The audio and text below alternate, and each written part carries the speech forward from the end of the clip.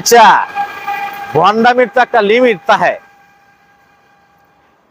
Limit ছাড়া ভন্ডামি করলে এটা মানে কত উচ্চ লেভেল একটা ভন্ডামিও, এটা আপনারাই বলতে পারবেন।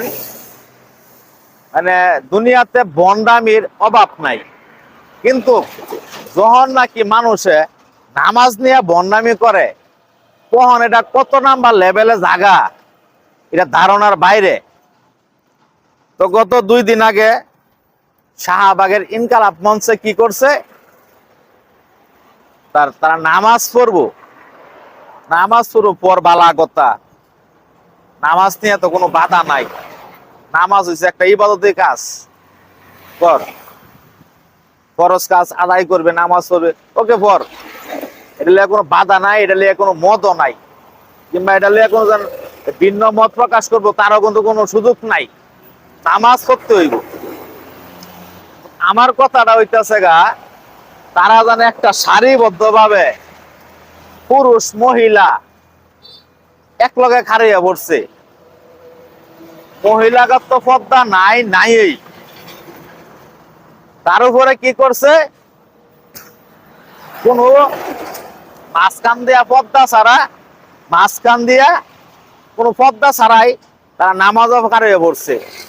তো আমার কথাটা বিশ্বাস না হইতে পারে, তার আগে এই ভিডিওটা একটু দেখুন।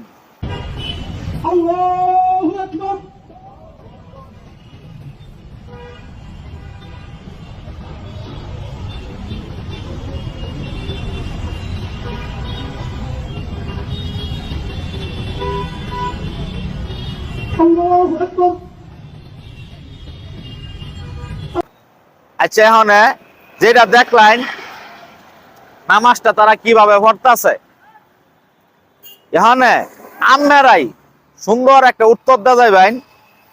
এই যে তারা এক লাইনে পুরুষ মহিলা দাঁড়ায় নামাজটা পড়ছে, এটা কি নামাজ হইছে না ভন্ডামি হইছে?